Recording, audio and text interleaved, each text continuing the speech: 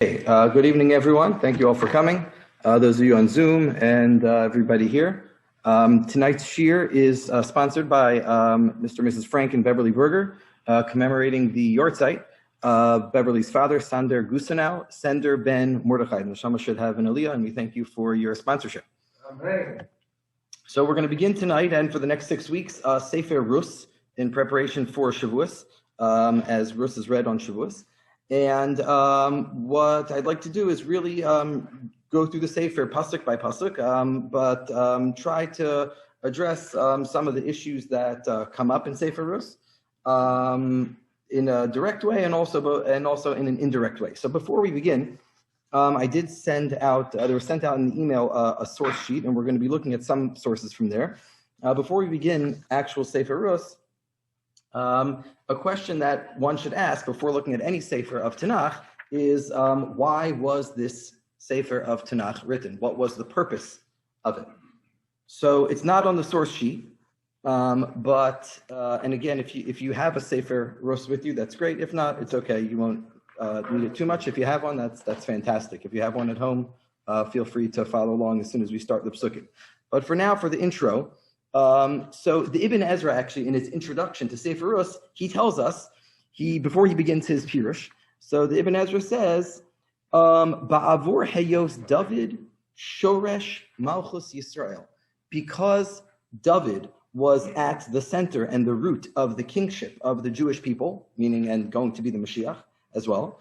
Nichtav B'Sifrei HaKodesh Yachas David. So the Ibn Ezra says, the reason why we have Sefer Rus is because David HaMelech was such a central figure in our part of our history, and Sefer Rus outlines his lineage. Okay, so that's what he says. Now, if you have Sefer Rus and you turn all the way to the end of Sefer Rus, it's only 4 prakim, but you turn to the very, very last few pesukim of Sefer Rus.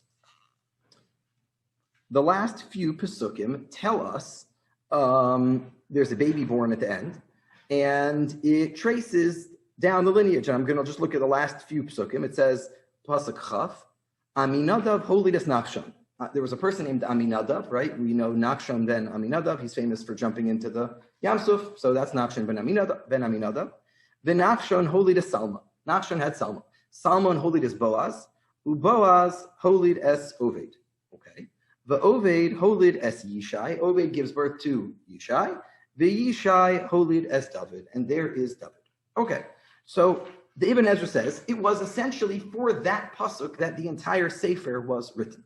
Now, that is an approach. There are a few things that we could point out if we believe that the entire Sefer was written for that one pasuk. Anyone want to?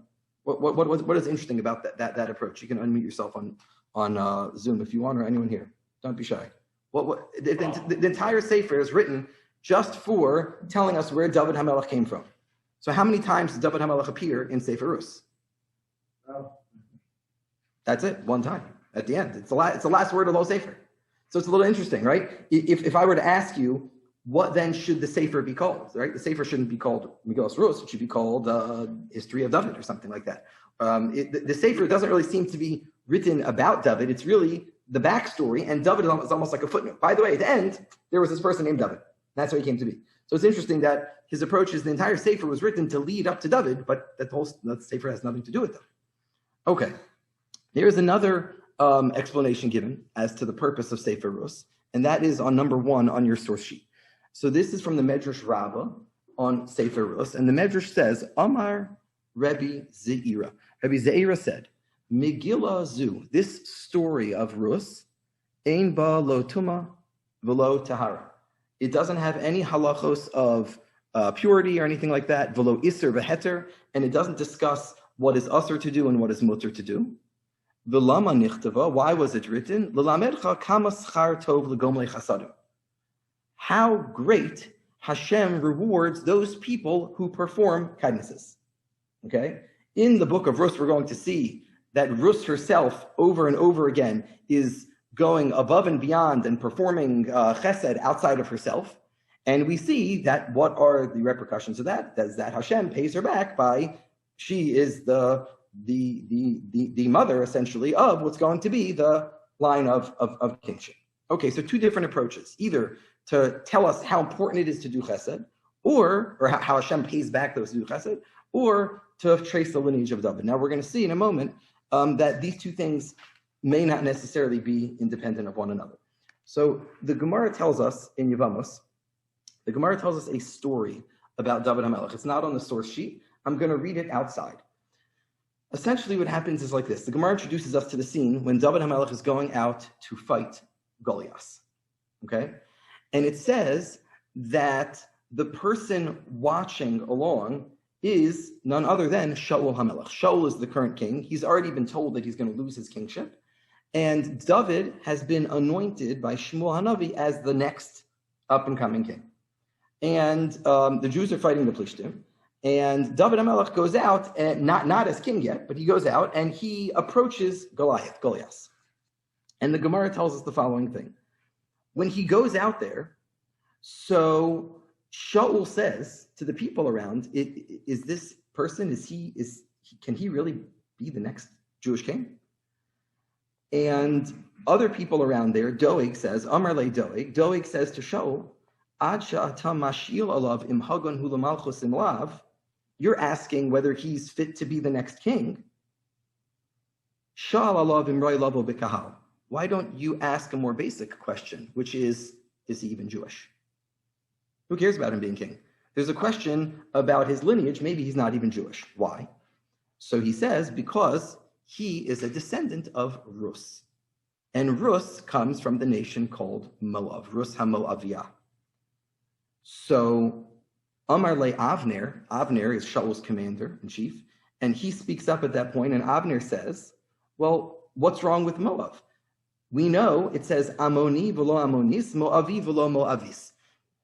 The Torah tells us that when the Bnei Yisrael were traveling through the Midbar on their way into Eretz Yisrael, they passed by the neighboring countries of Ammon and Moab, and they asked for support and for help, and Ammon and Moab declined. And the Torah tells us in Sefer Devarim, it says, Lo yavo Amoni u'Moavi b'kahal Adonai, that a Ammoni and Moavi person, even if they convert, may not marry into the Jewish nation. Why? Because they refused to do this chesed and provide for the Jewish people when they left Mitzrayim. Okay, so they point out here to Shaul, they say, well, there's a question about whether David is Jewish or not, but it's not really a problem because he descends from who? From Rus, who is the maternal line. But the Torah only prohibits intermarrying with the males of Ammon and Moab. So he says the following thing. They say, well, okay. So then he says, why is that true? So he says,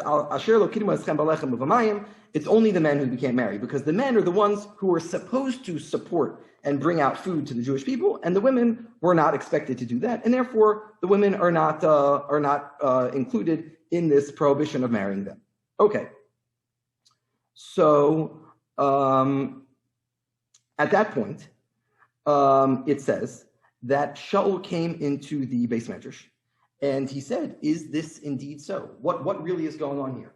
Are we prohibited totally from accepting anyone from Ammon and Moab? Or is it only limited to the males?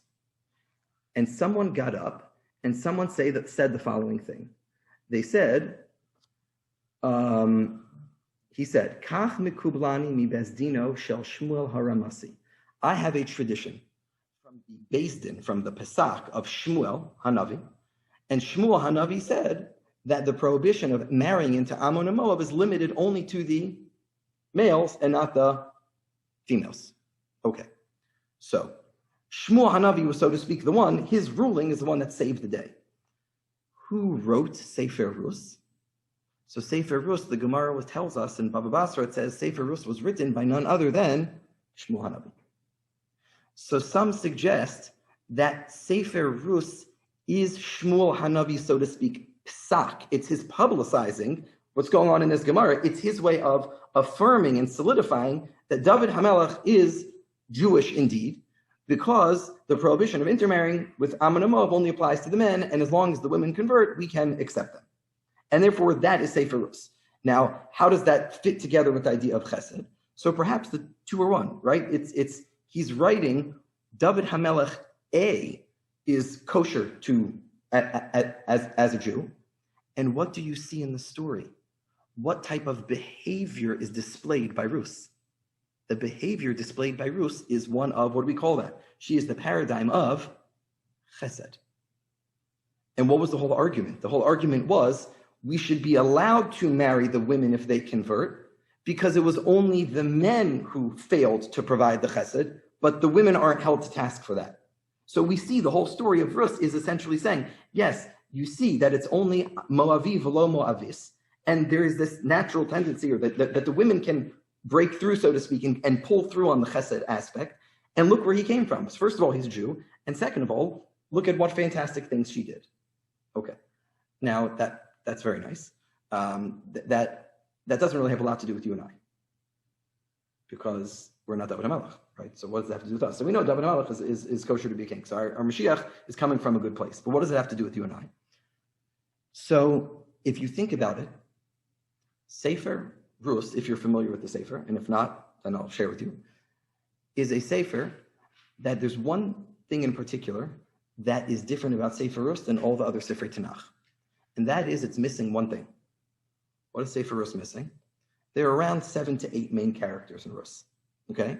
And as we go through the Sefer, you'll notice that Sefer Rus does not have a villain, a bad guy. A bad guy, a villain. Right? So start with the beginning of the Torah. Every story's got a villain, right? So you have the Nachash, right? You have the people of Sodom, you have the people going against Noach, you have Paro, right? Go look in Navi, right? In Sefer Yeshua, Shoftim, there's always the good guys, the Jews. Okay, good. So we're going to get to that. So what I would suggest is the following thing, is that the story is full of people who are given opportunities. And the question is, what do they do with those opportunities?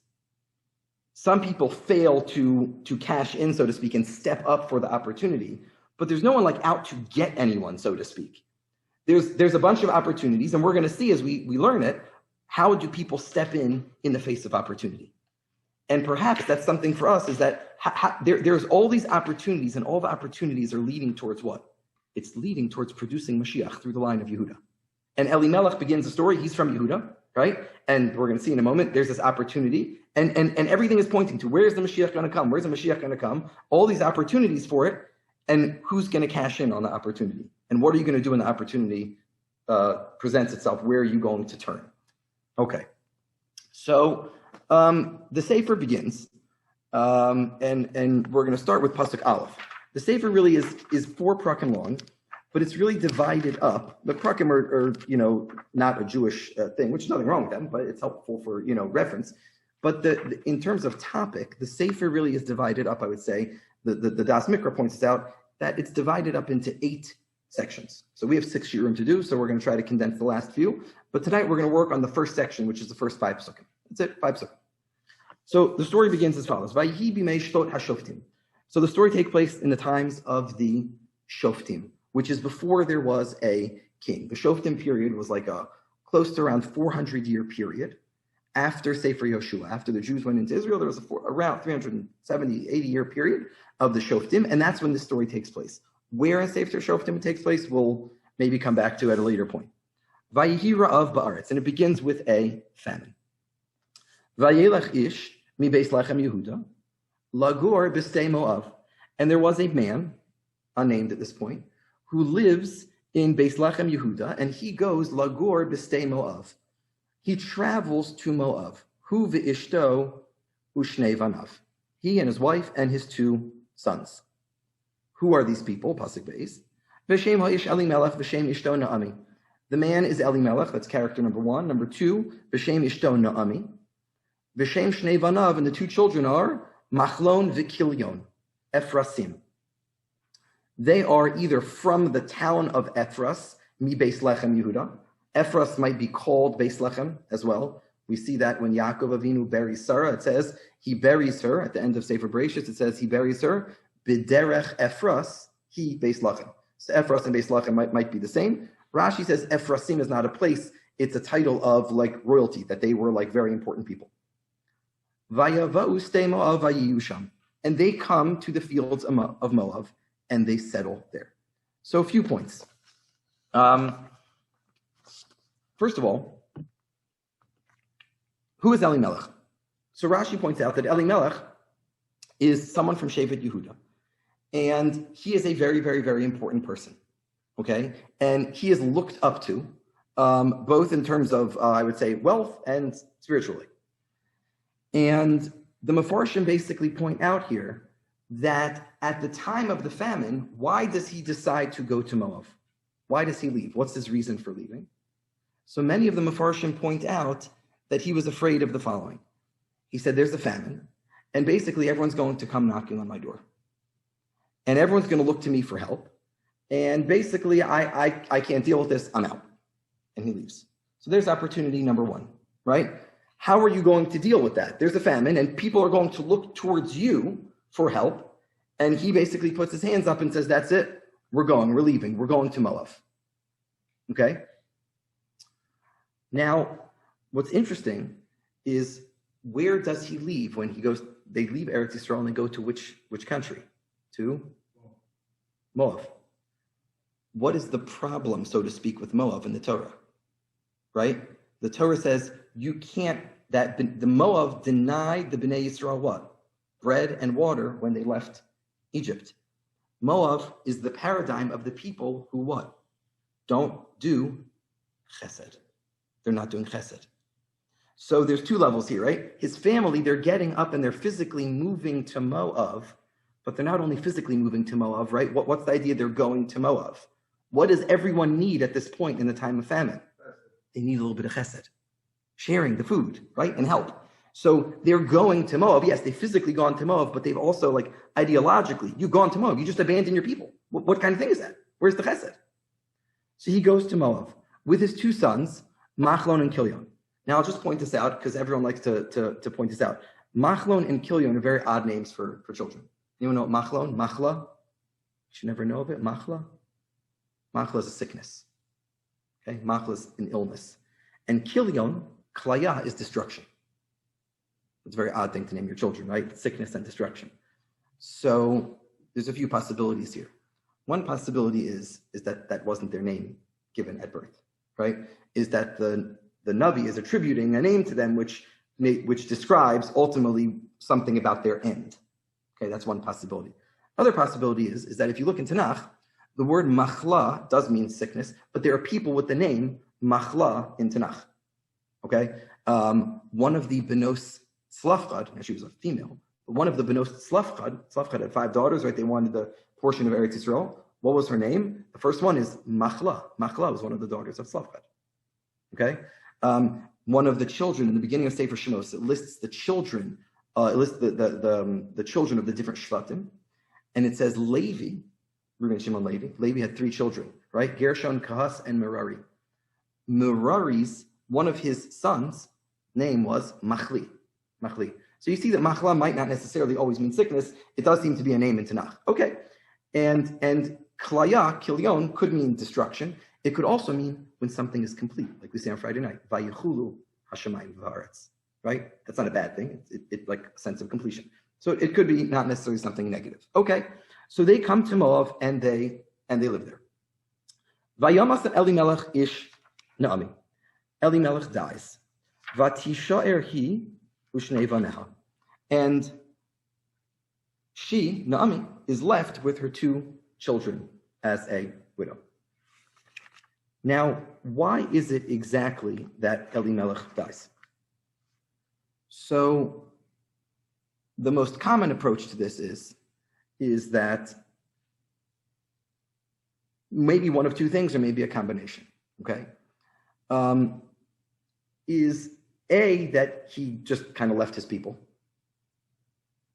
And not only that, when he goes to Moab, if you look, it says he went lagur b'stei Moab. Lagur. Lagur means we translate it as to dwell.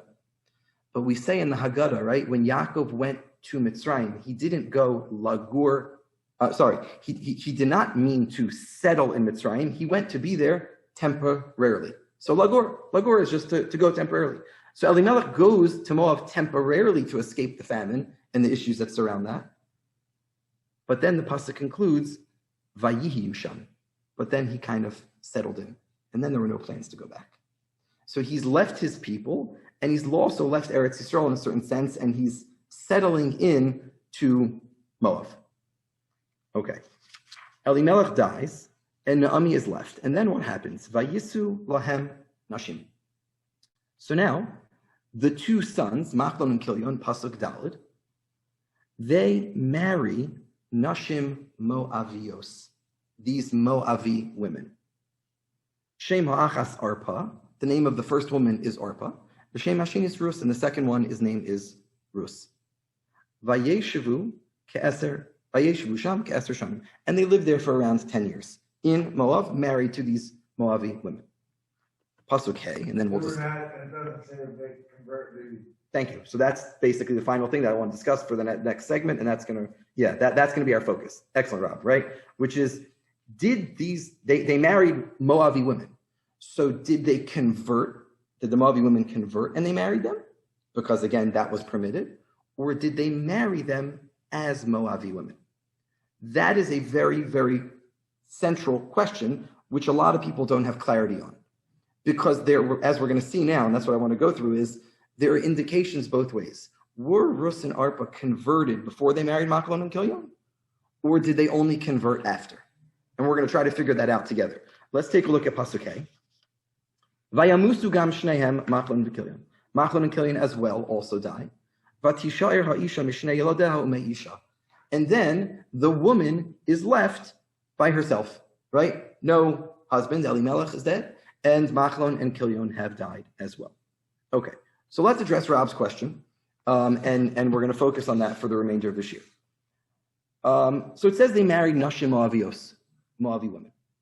So the Ibn Ezra, and it's not on the source sheet, the Ibn Ezra says the following thing. He says, it is absolutely unthinkable that Machlon and Kilion would have married these non-Jewish women. It's just not possible. And therefore, it must be that they were converted. They converted them? Okay. That's the Ibn Ezra's approach. All right. Now,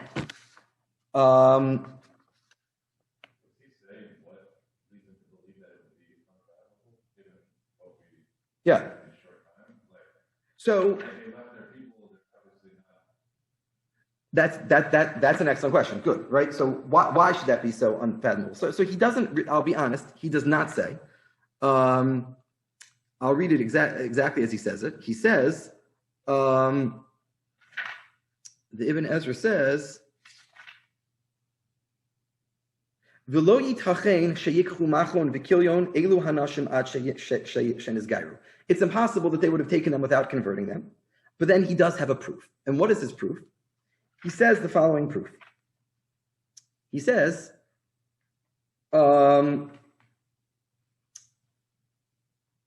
take a look, if you have a sefer, and turn to Pasuk,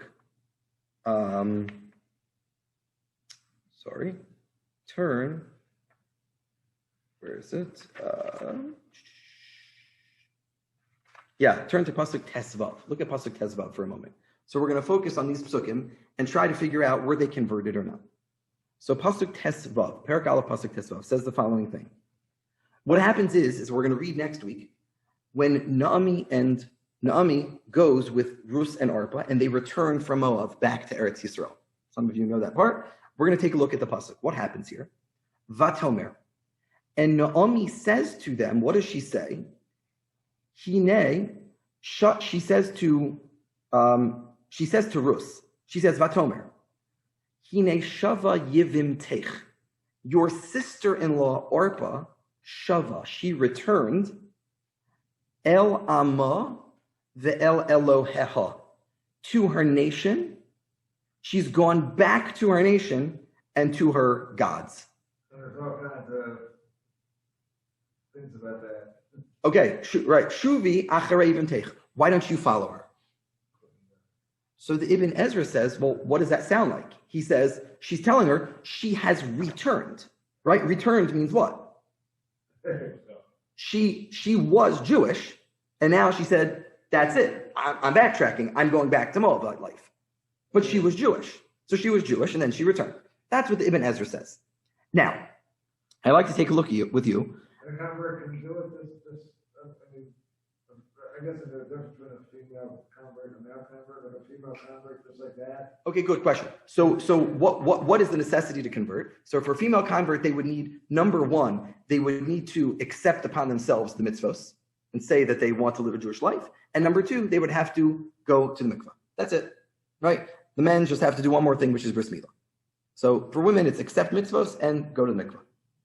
And it had, so it sounds like she gave up. I mean, of course, there's no unmixed. Oh, good. Excellent. Right. So Naomi goes back to Moab, but as you're pointing out, which is correct, you can't, sorry, Orpah, thank you. Orpah goes back to Moab. You can't undo the conversion. The conversion is not undone, but she returns back there. And the Ibn Ezra says returns implies she was Jewish, and she said, now I'm done.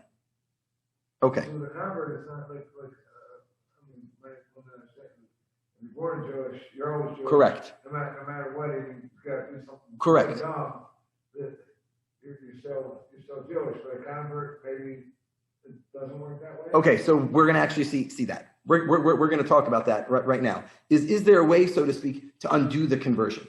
Okay, the Ibn Ezra is not saying necessarily that she undid it, but that she went back there, implying that she was Jewish and she went back. Did she undo it? We're going to see. So this is an approach, but there is a question with this approach, which is the following thing. Take a look at number 4. Number 4 on the source sheet is the Akedas Yitzchak. Okay, Akedas Yitzchak was written by Rav Yitzchak Arama, who was a Spanish Talmud Chacham who lived in the 1400s. Okay, so a little bit after the Rishonim, sort of, and he writes a pirush on all of Chumash, and it's more of like a philosophical pirush. Like he asks a lot of the questions that like we all want to ask, but we're scared to ask. He asks a lot of those questions and deals with those kinds of things. So he writes a pirush on Sefer Rus, and he says the following thing. I underlined it. He says, "Vatomer Shuvi," and Naomi said, it's number 4 on the sheet where it's underlined. Vatomer Shuvi. Naomi tells Rus, go back and follow Orpah. So he says, Kasav Harav Ibn Ezra Zichrono Levracha Elama ve'el Eloheha, returned to her nation and to her gods. La'ed sheniz gairu. This proves that they had converted, and now they were going back.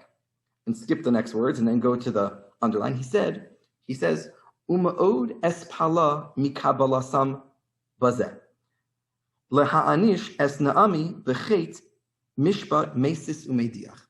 He says, I cannot accept this possibility. Why? Because what happens when Rus and Orpah accompany Naomi? What conversation do they have? If you're familiar with the Sefer, we're going to read it inside next week.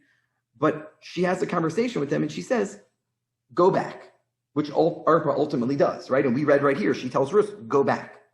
So he says, the Akedas Yitzchak asks, how could that be?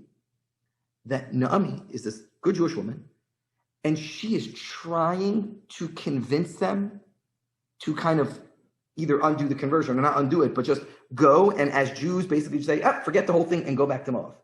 That's crazy. So the Akedas Yitzchak says it's more logical to assume that they were not Jewish when they got married to Machlin Kelim. And they were not Jewish. And the discussion we're going to learn next week is what? Is actually them in the process of conversion. Naomi says, do you want to join the Jewish people or not? And Orpah says, yeah, I don't really. I'd like to just return to my old lifestyle. And Rus says, I'm on board. And that's where the conversion takes place. So the Ibn Ezra on the one hand and others follow this idea that they were converted from the beginning. And the Akedas Yitzchak and others say that, based off of the Medrash says this also, that they were not converted. And the conversion took place when Naomi has the conversation with them. Now, a question? Okay, what might be no problem. What might be a proof to that? So in number 2, I'm not going to read it because of the time, but in number 2, the Gemara in Yevamos tells us something very interesting.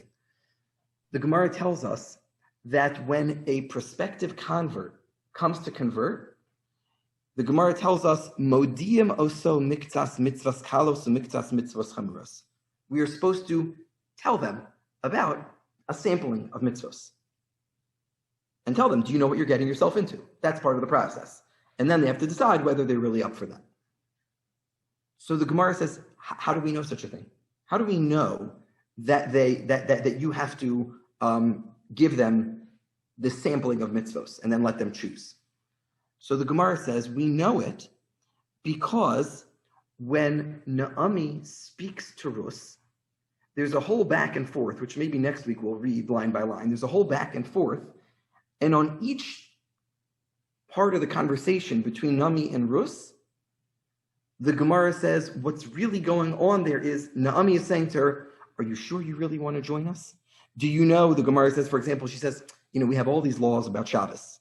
And Rus responds, I want to do it. I'll keep Shabbos. And then Naomi says, we have all these laws about relationships, about yichud, about men and women, what they can and can't do together. And Rus says, I'm in. And she says, we have 613 mitzvos. And Rus says, I want to do it. And back and forth and back and forth. And the Gemara says, that is the source for what? For what law? For the law that if someone wants to convert, we must share with them and explain to them about mitzvos. So what does that imply? That what's taking place right there in that conversation between Naomi and Rus? The implication is that what's taking place there is a conversion, right? Which supports the idea of the Akedas Yitzchak, that they were not converted, and that Machlon and Kilion married them when they were not Jewish. Now, what's another thing that supports that? Is that why did Machlon and Kilion die? Why did Machlon and Kilion die? Elimelech, it says, the Mefarshim say he died because he left his people. I think I heard they spilled their seed. Okay, so is there a pirush like that? There might be a pirush like that. I don't know.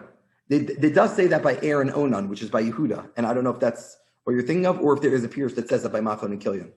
The Malbim and the Targum say Machlon and Kilion died because they married women who were Moavi, who did not convert, which supports this theory again. They committed the sin of marrying foreign women and completely disregard for that law.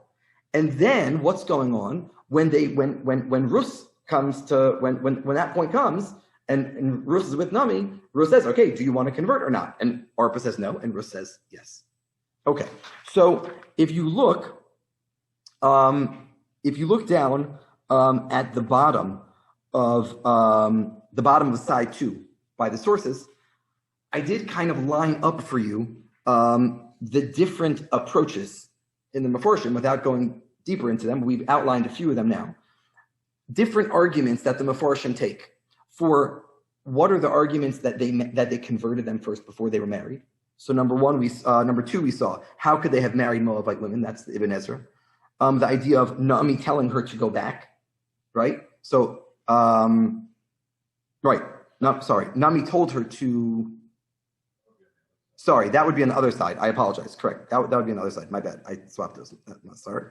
And another point that some people say is that we don't find that Boaz ever did a conversion later, right? We don't find that there's a conversion later, so it must have been that they were converted beforehand.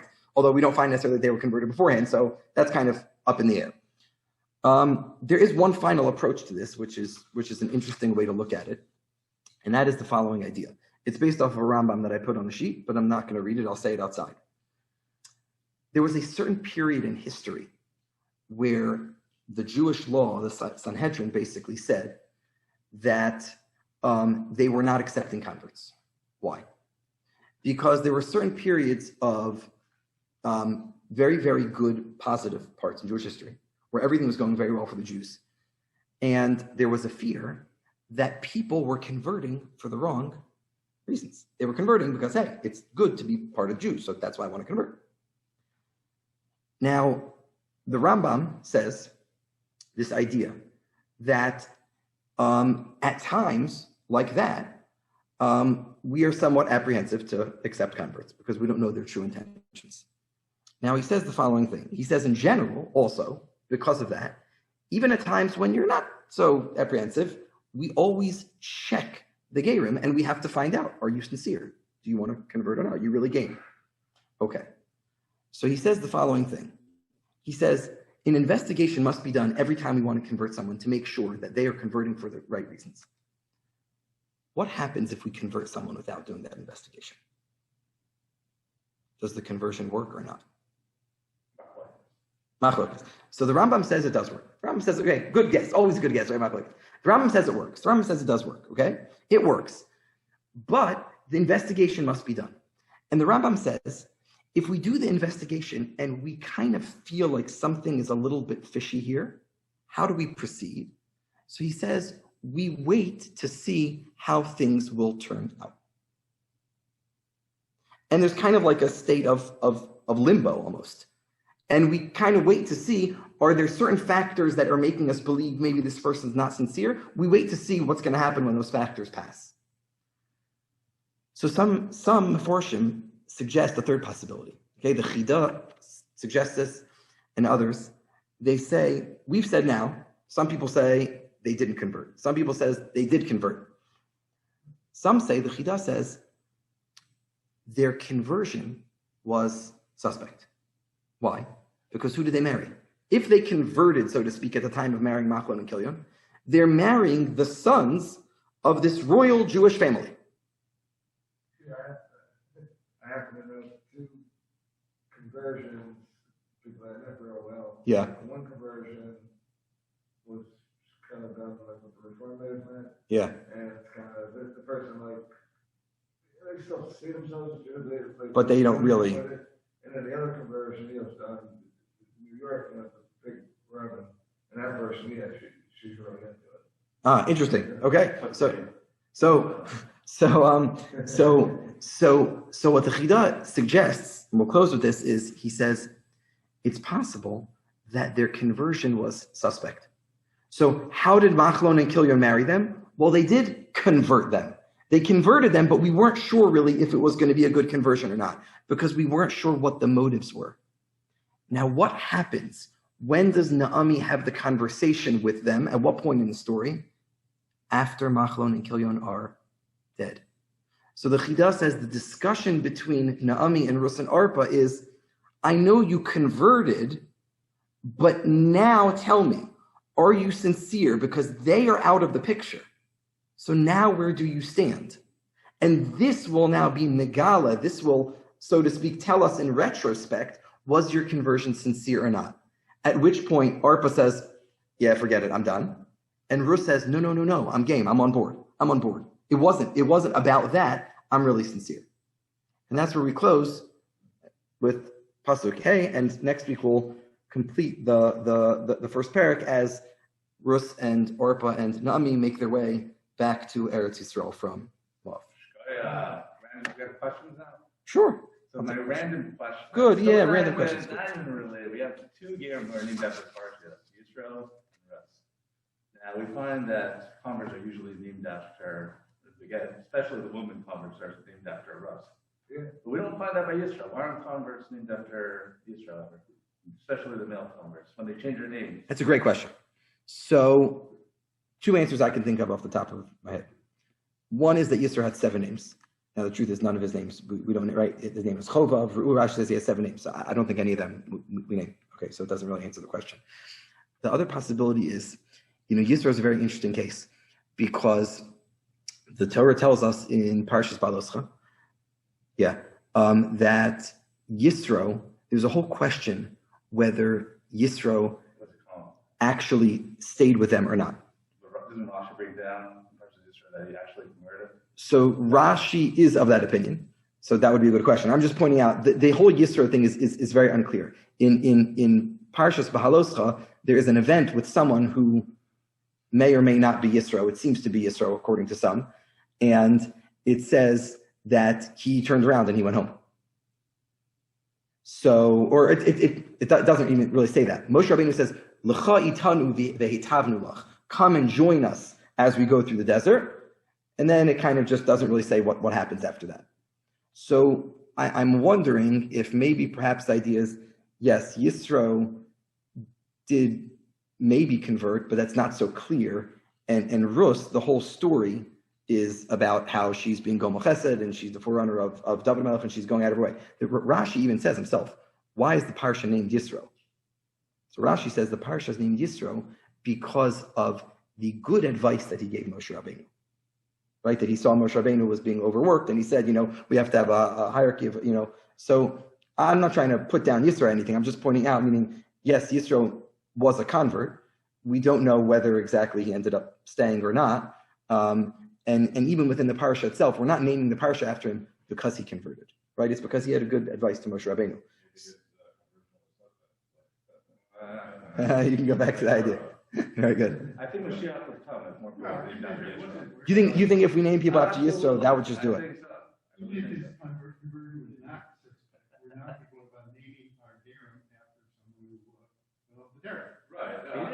Right. Well, or possibly. Yeah, like he converted, but then later we found out it wasn't. Is it Parshas Baloscha? That's right. The portion mentioned that. No. So in Parshas Baloscha, it says there was a person named Chovav ben Ru'el Hamidyani. Now, what's tricky about this is as follows. Rashi says that Yisro had 7 names. Chovav and Ru'el are both them. So who's Chovav ben Ru'el Hamidyani? We know Yisro's from Midian. So it says Chovav ben Ru'el Hamidyani. So is that talking about Yisro, or is that Yisro's child, who would be Moshe's brother-in-law? Not clear. And then the pasuk there says, I forgot that it says, it says, L'cha itavnu ve'itavnu lach, ki Hashem diber tov al Yisrael, I think. Right? Come with us because Hashem has spoken good about the Jewish people. Vayomer elav lo elech, and then he says, no, I will not go. Ki im el artzi, but rather to my land. Ve'el moladati elech, I will go back to my land and my birthplace. Now the next pasuk I don't think says that he actually did that. Yeah, I have to check whether it says he actually did or not. I don't remember that pasuk there or not. But what? No, I'm just saying. I'm just trying to say. I don't remember if it says it there that he did go back. Or just it kind of leaves it unknown. But the Yisro part is kind of subject to further clarification. All right, yeah. But if you'd like to name the next ger you run across Yisro, then you have my phone. It should be a popular name. Okay. Yeah. All right. Thank you all for coming. Have a wonderful Shabbos. See you next week for part 2. I'm out of here. You gotta recruit.